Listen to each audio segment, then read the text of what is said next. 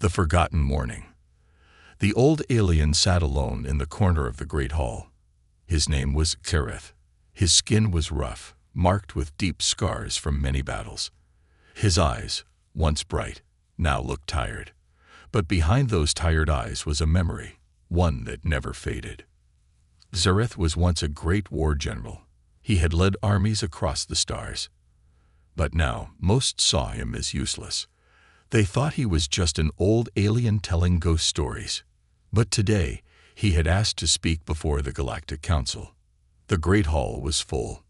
Aliens from many worlds sat around the circle. Tall ones with glowing eyes, small ones with fast hands, creatures with wings, and even machines with minds of their own. All were silent when Xerath stood up. His voice was slow, but it carried across the room. "Do not fight the humans," he said. "Do not make them your enemy." Some laughed. Others looked confused. Xerath continued. "They look soft. They act kind. But inside them is something dangerous, something you do not understand." A council member, a cold-blooded creature with silver skin, stood up. "You speak of fear, old one. But the humans are weak. They barely left their own planet. They have no empire, no strong fleets." Xerath shook his head. "You judge them by numbers and ships. But that is your mistake. They are not like us. They fight in ways we cannot. They survive where others fall. And when they are pushed, they become unstoppable." Another alien spoke. "You say this, but where is your proof?" Xerath's hand trembled as he touched a scar on his chest. "I fought them. Long ago, when our scouts attacked a human station on their moon. We thought it would be easy. We were wrong." The room grew quiet. "They had only a few soldiers," he said, "but they fought like they had nothing to lose. They moved fast, thought faster. They were not trained by us, but by their planet. A place of storms, beasts, and fire. A world that tested them every day." His voice became heavy. "We lost, badly. I was the only one who returned." "So you fear them because you lost?" someone asked. Xerath looked at the floor. "I fear them because I saw something in their eyes.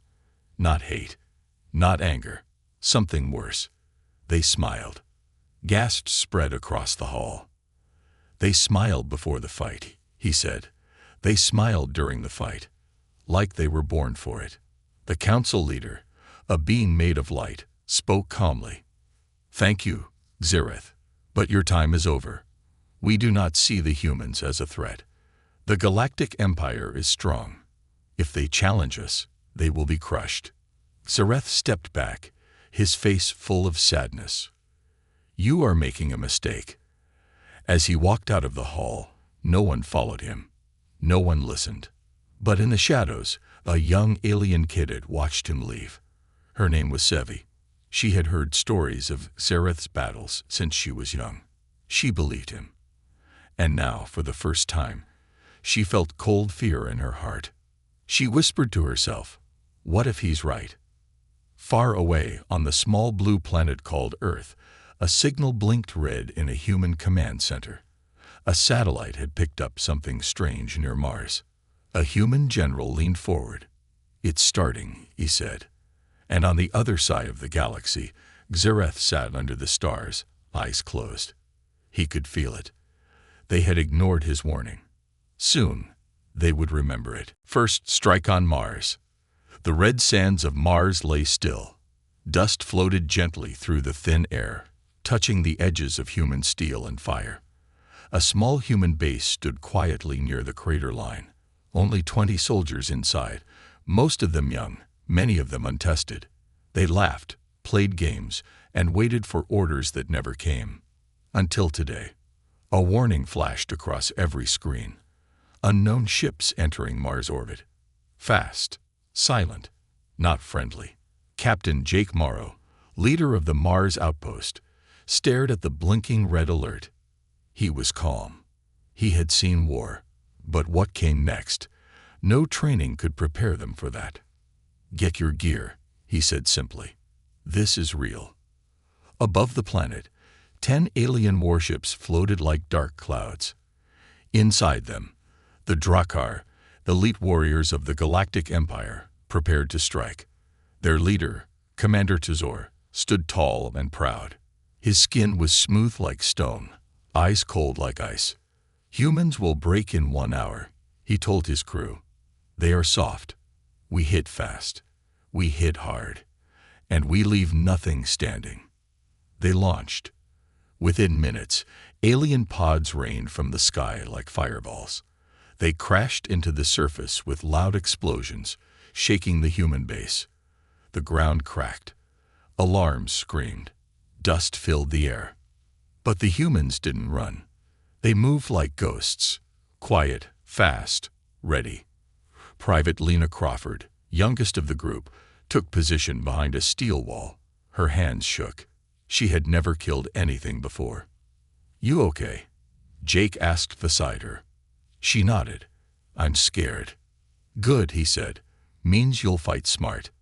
Outside, the alien warriors spread like shadows. They used cloaks to hide. They scanned for heat. They thought the humans would panic, that they would fire wildly. But the humans waited. Soar led the first wave personally. He kicked down the entrance of the outer watchtower and stepped inside. It was dark. Quiet. Too quiet. Then he heard it. A low whisper. A click. A human trap snapped shut around his leg. Sharp spikes dug into his armor. He roared in pain, but that was only the start. The floor below him exploded, throwing him across the room. From the smoke, 3 humans appeared. Silent. Fast. They fired. Short, controlled bursts. Alien blood hit the walls. Zoar's soldiers fell back, confused. This wasn't panic. This was a hunt. "They set traps," one alien hissed. "They knew we were coming." Inside the base, Captain Jake issued quiet orders. Room by room. No mercy. Make them regret stepping here.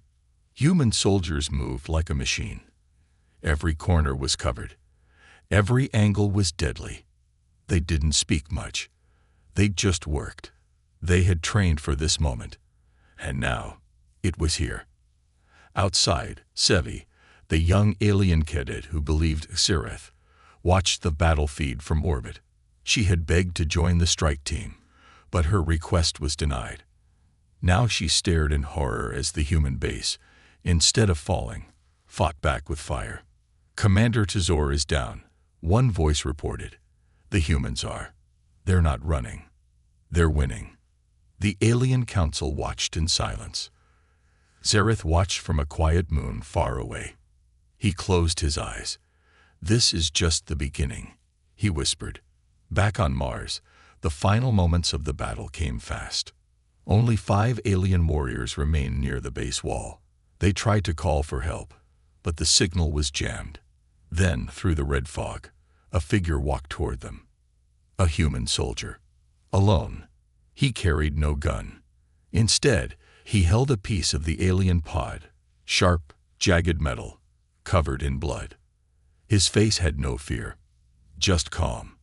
The aliens aimed, but they were too slow. The soldier moved like lightning. Metal flashed.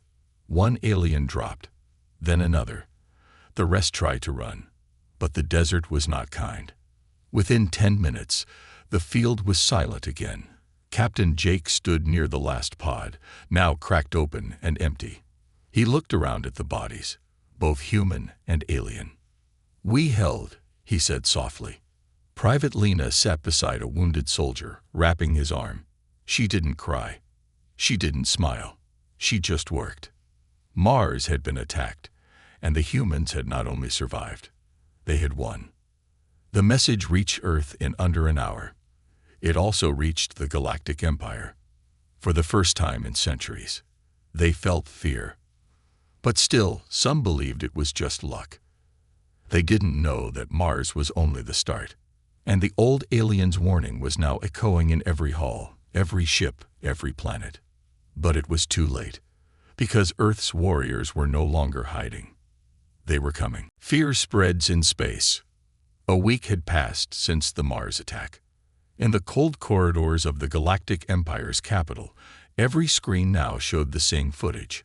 Bodies of elite alien warriors scattered across red sand, human soldiers standing over them, silent and cold like statues of war. The footage played again and again. Some tried to turn it off. Others couldn't look away. Inside the Empire's war chamber, the High Council sat around a glowing table. Generals, rulers, and ancient minds all argued at once. Their faces were tight with anger and disbelief. "How did a mining outpost destroy our best strike team?" shouted one commander. "They're not soldiers. They're primitives," another yelled.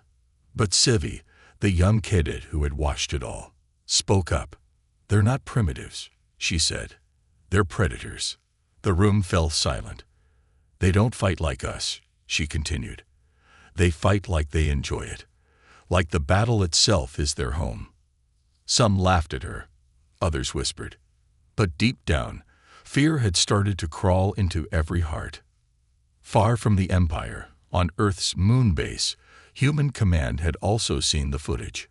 General Roland stood at the center of a dark room. Behind him, holograms of dead alien leaders flickered. "They thought Mars was weak," he said. "They were wrong."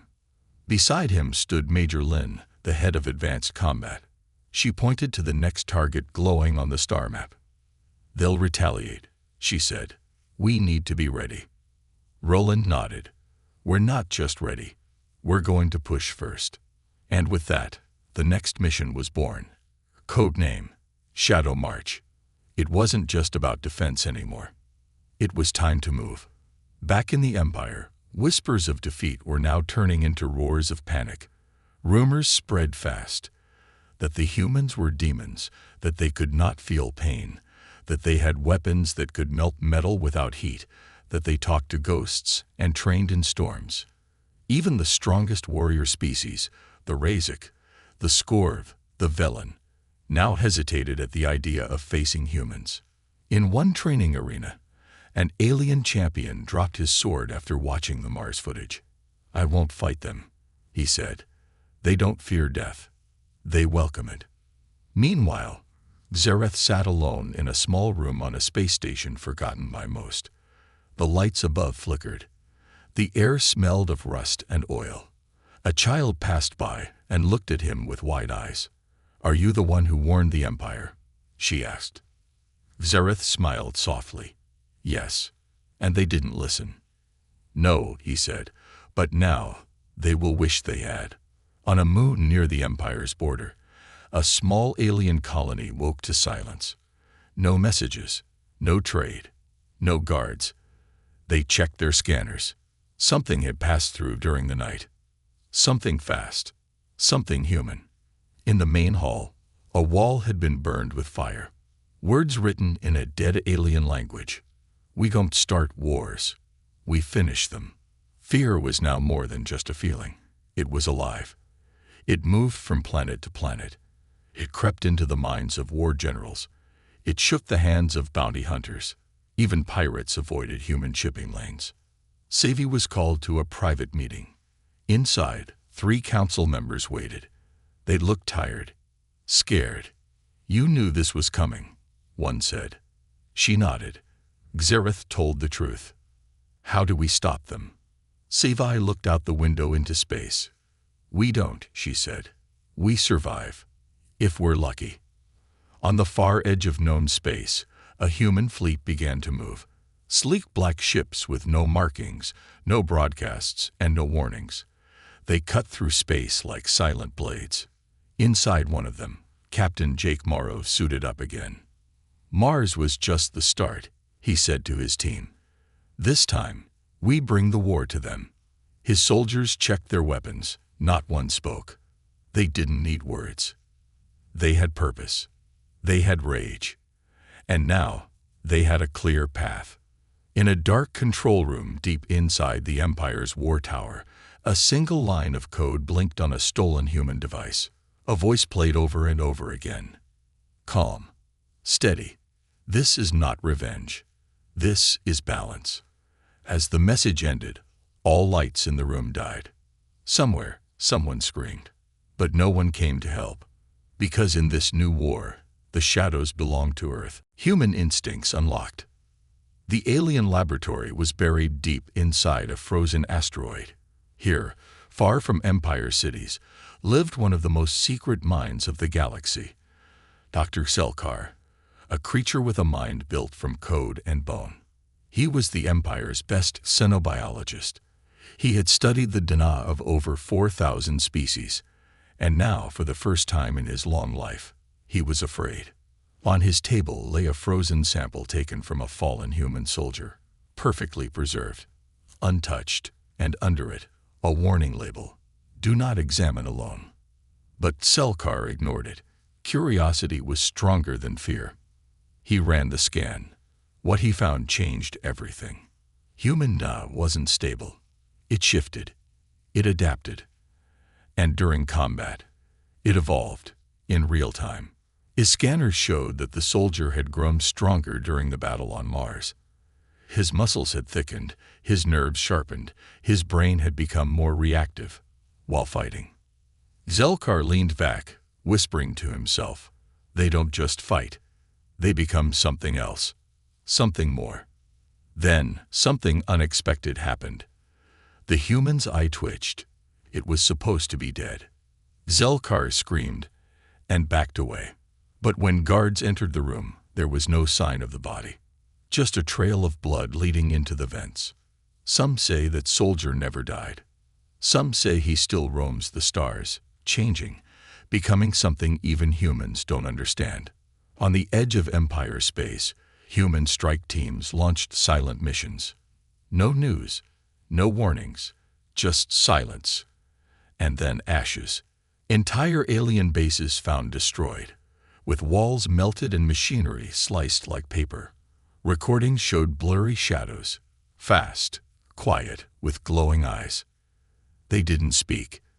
They didn't pause. They didn't leave survivors.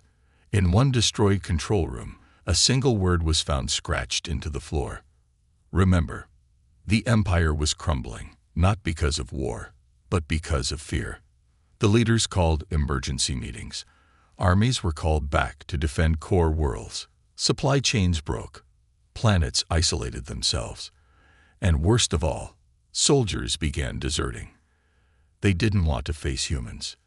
They had seen the videos. One showed a human soldier running through gunfire, burning, yet still fighting. Another showed a team of humans jumping from orbit with no ships, just armor, and surviving. And one video, later banned, showed a human child defeating 2 trained alien warriors in hand-to-hand combat. The child had smiled afterward. "They train young," Sevi said, watching that footage. "They grow up learning pain. And pain doesn't stop them. It feeds them." She turned to Xerath, who now lived in a quiet mountain shelter on a moon called Solon 5. His eyes were dim, but his voice still had strength. "You were right," she told him. Xerath didn't smile. "They haven't even started yet," he said. "You'll know when it begins. The moment the humans stop defending and start hunting." That moment came. Operation Darkwave. 12 human ships appeared in orbit above an Empire weapons facility. No broadcasts. No demands. Just silence. Then, one by one, the defense satellites exploded. The facility went dark in 6 minutes. When backup forces arrived 2 hours later, they found only one thing. The humans had left a mirror in the main hallway. And on it was written, "This is what mercy looks like." At the highest tower of the Galactic Empire, the Supreme Council watched in silence. No one spoke. Then one voice broke through. The Emperor himself. "We must understand what we're facing." Sevi stepped forward and played a new video, footage taken from a failed spy drone above Earth. It showed humans training in storm fields, fighting each other with sticks and bare hands. It showed them climbing mountains with broken legs, swimming through fire zones, laughing as they bled. "This is normal for them," she said. "This is childhood." "What are they preparing for?" one council member asked. Not us, she said. They don't fear us. Zareth entered the room, leaning on a cane. Everyone stood. Even now, they respected him. Humans don't need reasons to fight, he said. They only need a cause. And now, we've given them one. Can we stop them? No, Zareth replied. We can only decide how we fall. On a black ship moving through the stars, Captain Jake Morrow stood in front of his squad. His voice was low. They started this war, he said, but we're going to end it. For our fallen, for every warning they ignored, for every message they laughed at. His soldiers nodded. They were not smiling. They were not angry. They were focused. In a quiet voice, Lena Crawford whispered beside him, "We're not just soldiers anymore." Jake looked at her. "No," he said, "we're the future."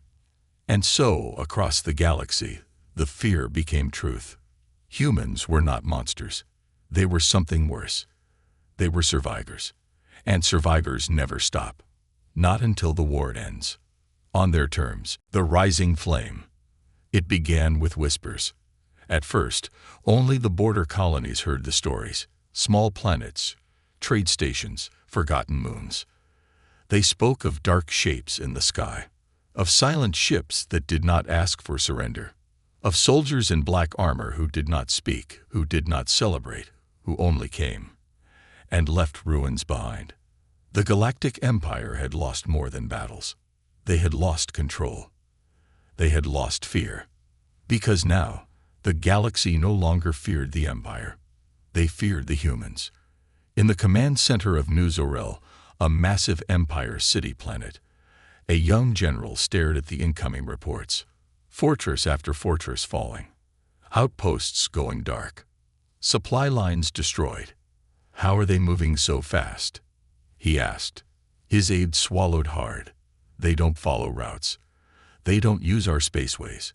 They travel through dead zones, radiation belts, black holes, places no one dares to enter. But how? The aide whispered, because they're not trying to survive the path. They are the path. In the sky above planet Vestan, 5 human ships broke orbit.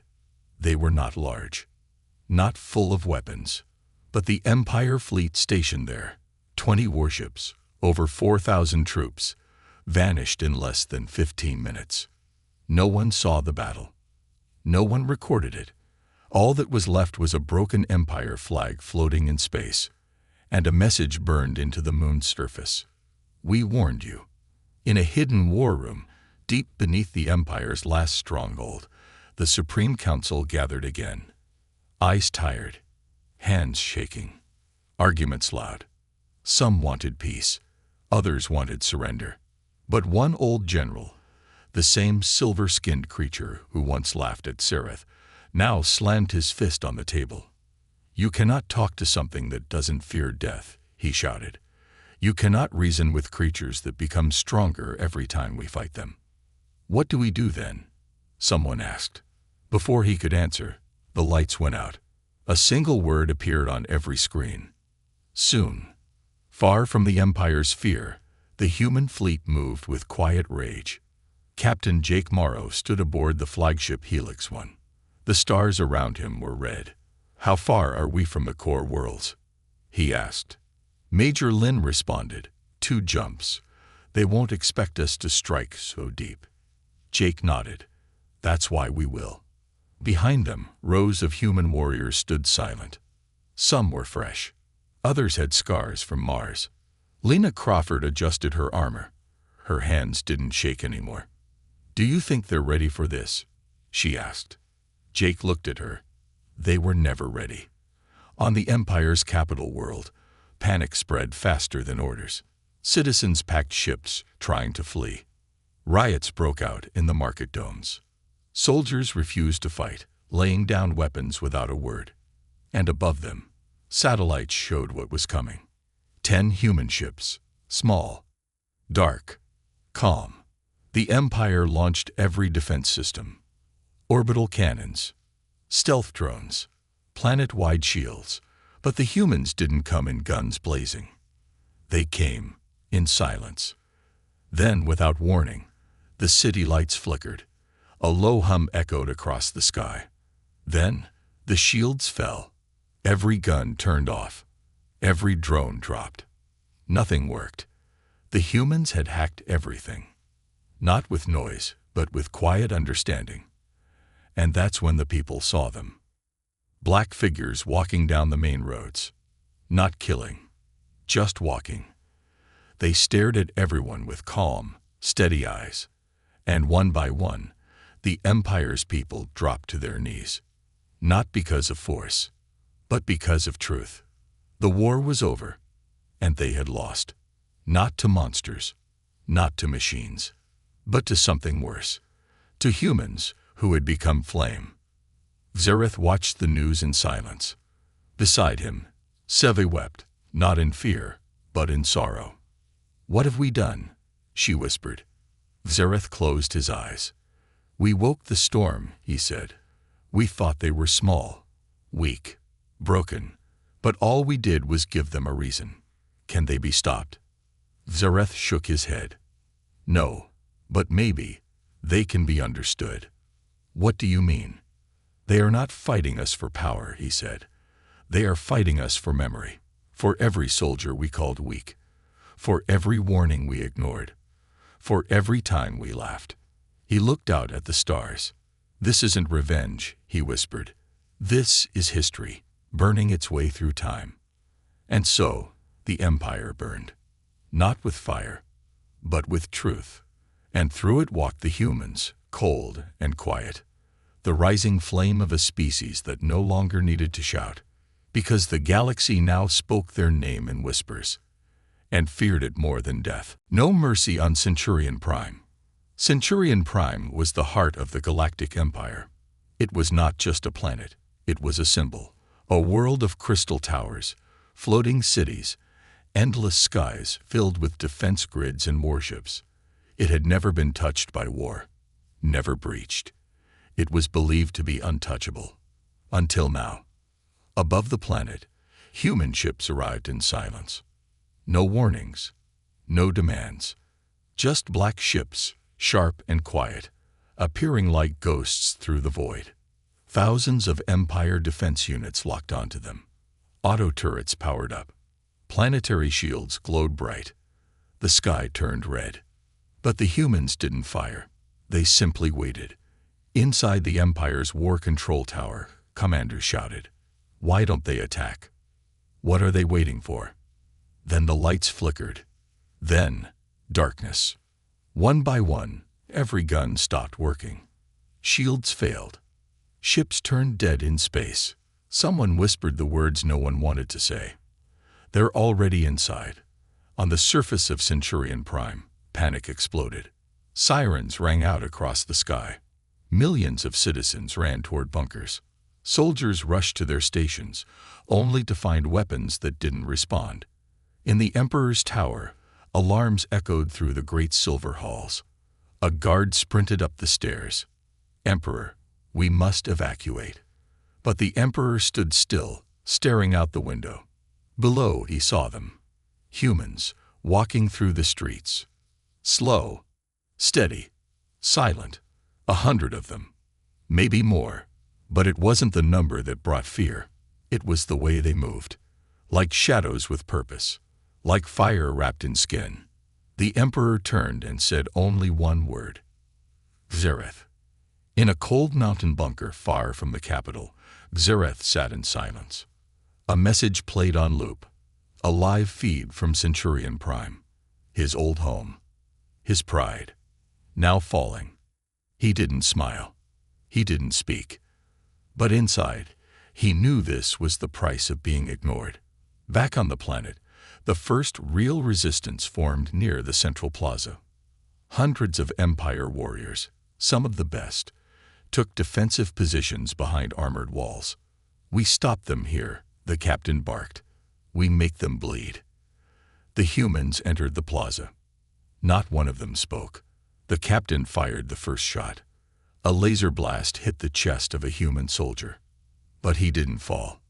He didn't even flinch. He kept walking. Closer.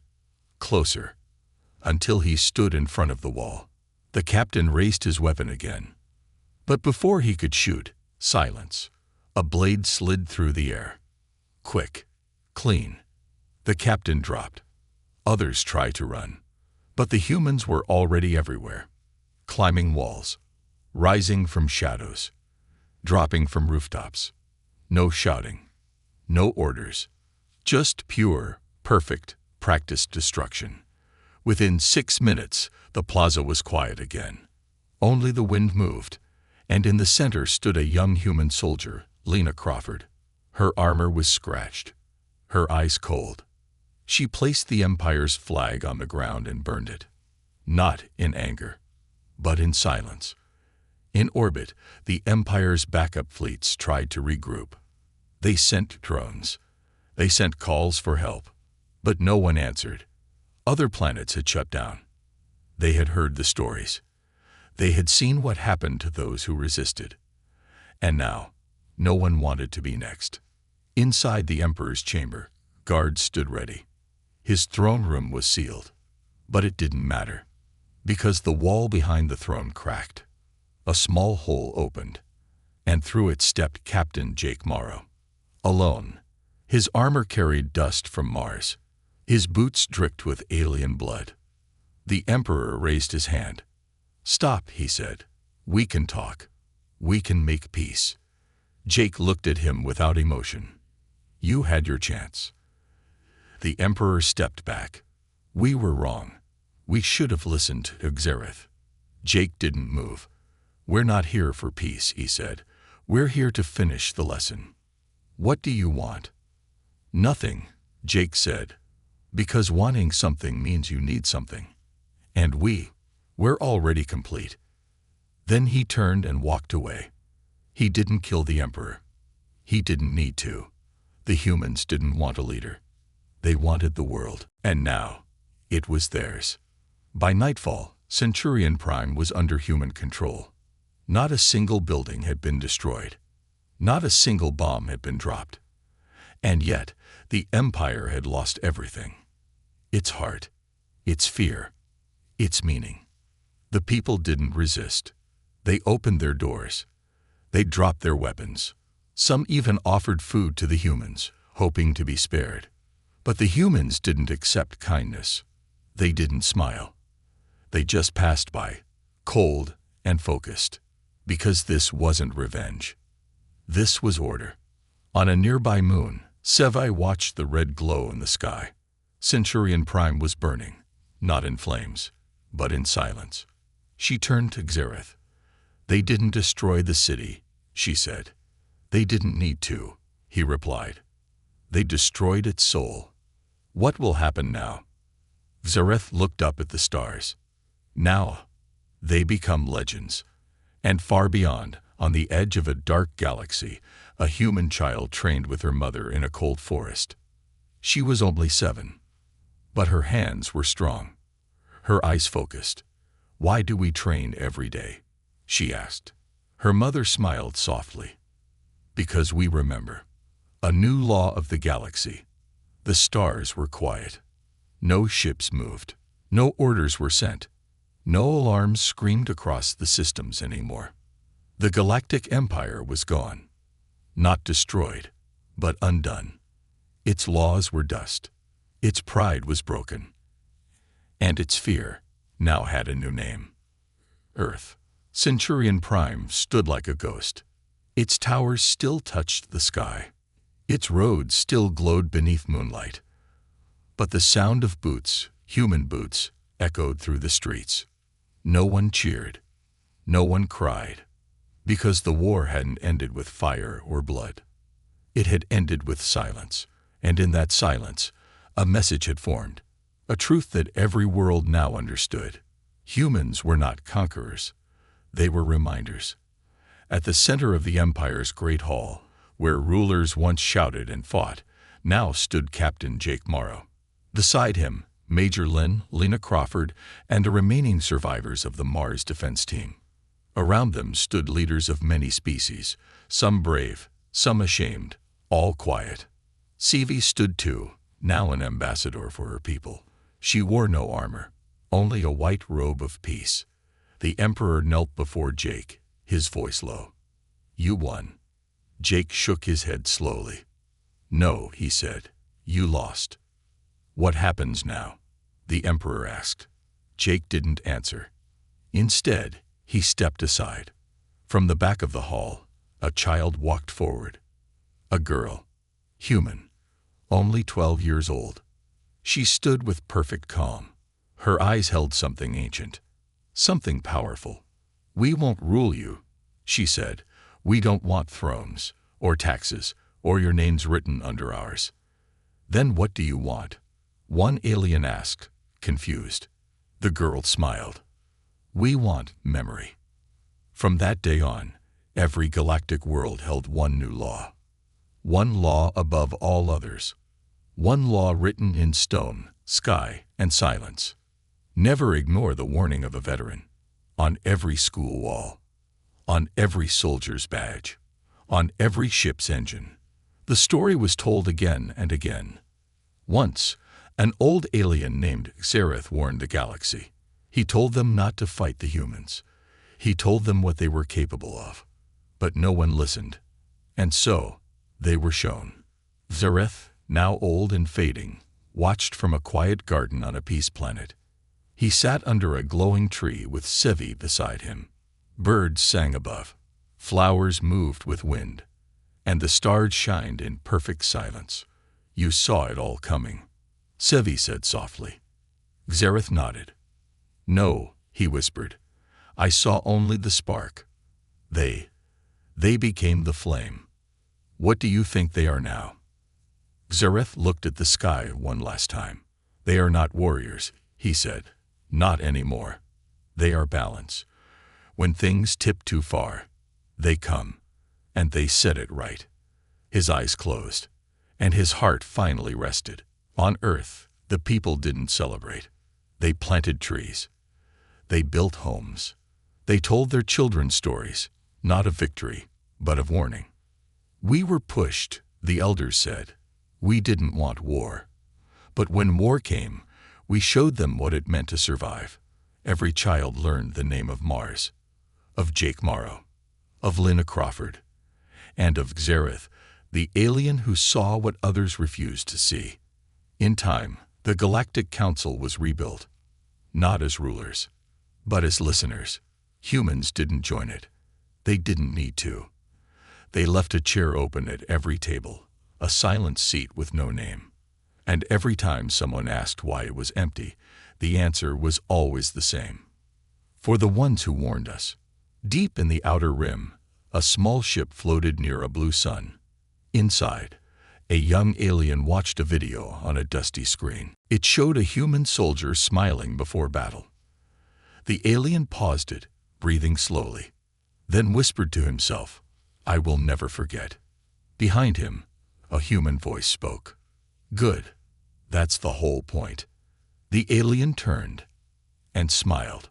So now, across every star, every moon, every planet, the galaxy moves differently. Not because humans rule it, but because humans changed it. Through pain, through silence, through fire. They didn't bring war to the galaxy. The galaxy brought war to them. And in return, humans brought a mirror, so that all could see themselves and never make the same mistake again.